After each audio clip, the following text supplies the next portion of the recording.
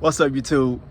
David Yeti, man. I'm back with today's video. So, very first thing, I want to apologize ahead of time because I'm a little under the weather. So if you hear my voice, like my nose a little stuffy, I've been a little under the weather the last couple of days, but nevertheless, we're still going to get it. All right. Now, today I got a couple of things I want to address with you guys.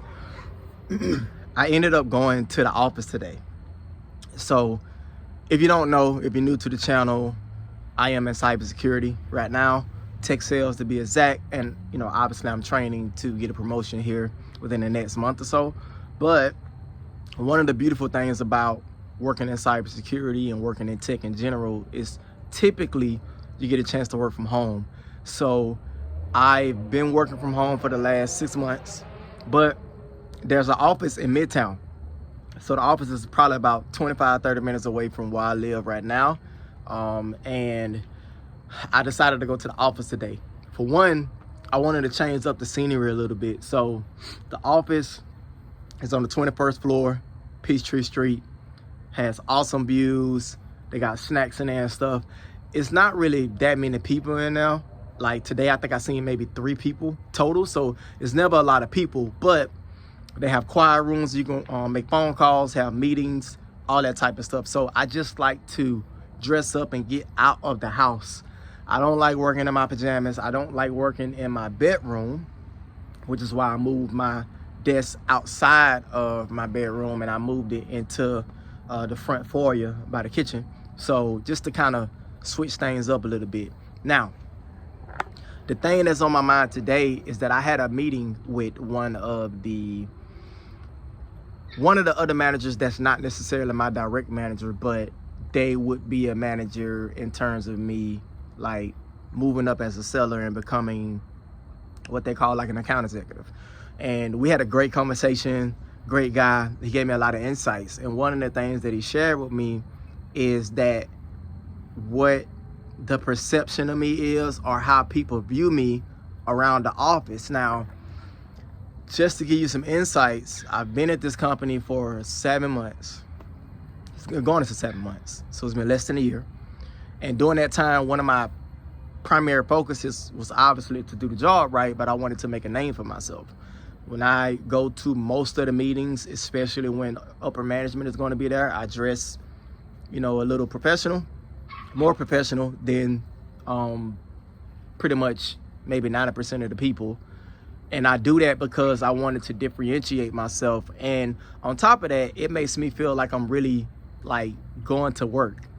It's tough to explain this outlook, but when I was working in manual labor jobs to where I had to actually physically leave the house every day, I had to use my hands. I got dirty when I was welding, when I was working retail, when I was working these, even when I was in my CDL class, in my CDL school rather, it was active. Like I had to get up and actually go do things. So even though I was making less money, way less money than what I'm making right now, I felt like I was working.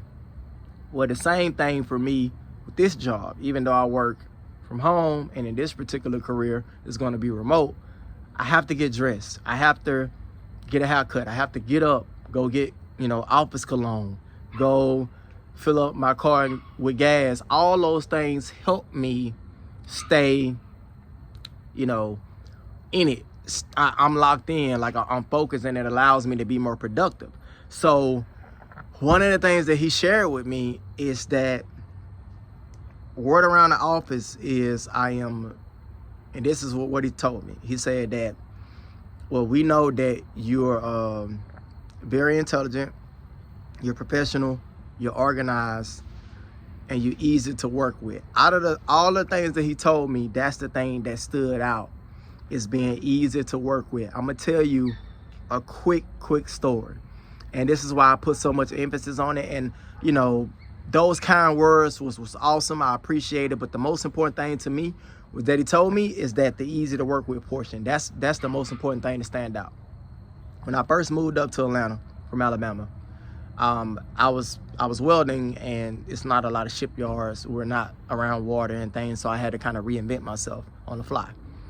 I have maintenance is a real big thing up here, and I had a chance to become a maintenance person at a popular bakery. Let's say that, right? So I'm working at this bakery, and there was a manager that hired me there. Now they hired me in through a temp agency, and then I was supposed to move from the temp agency over into being a full-time employee.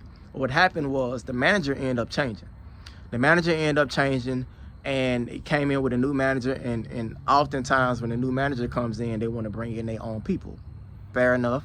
So the guy ended up bringing in his own maintenance people, and it was me and 2 other guys who had been there for a while.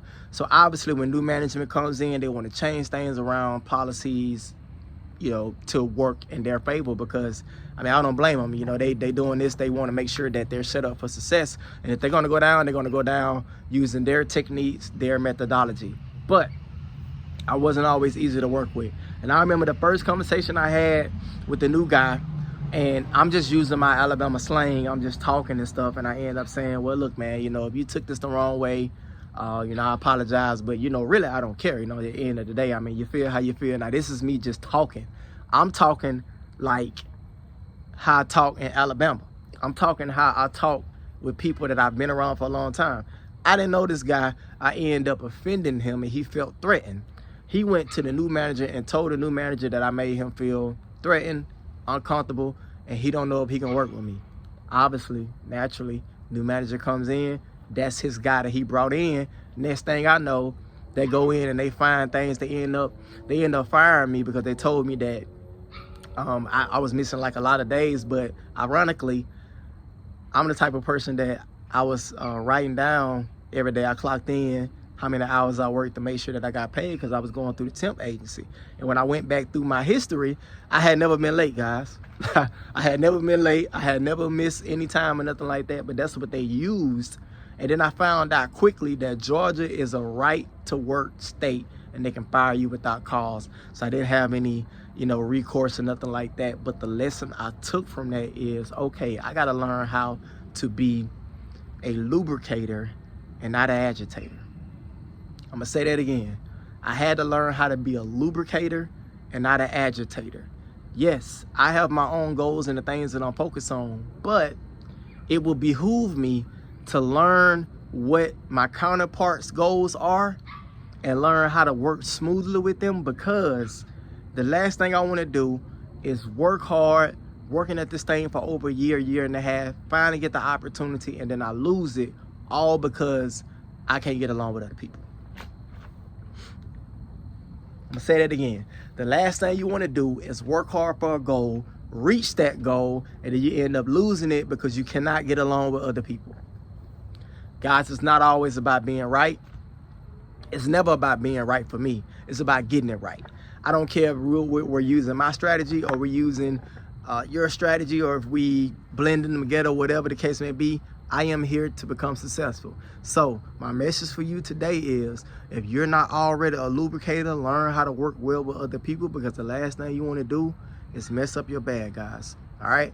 I love you. This has been the video for today. I hope you took something from this. If you did, please leave a like, subscribe to the channel, turn on the notification bell, so when I drop videos, you can get the video notification and you know what we're talking about. All right? We got to be on the same page. A month and a half left in the year. Well, really a month and 1 week left in the year. Still 5 weeks left. It's still time to change and make a change. All right? I love you. I'll talk to you later. Peace.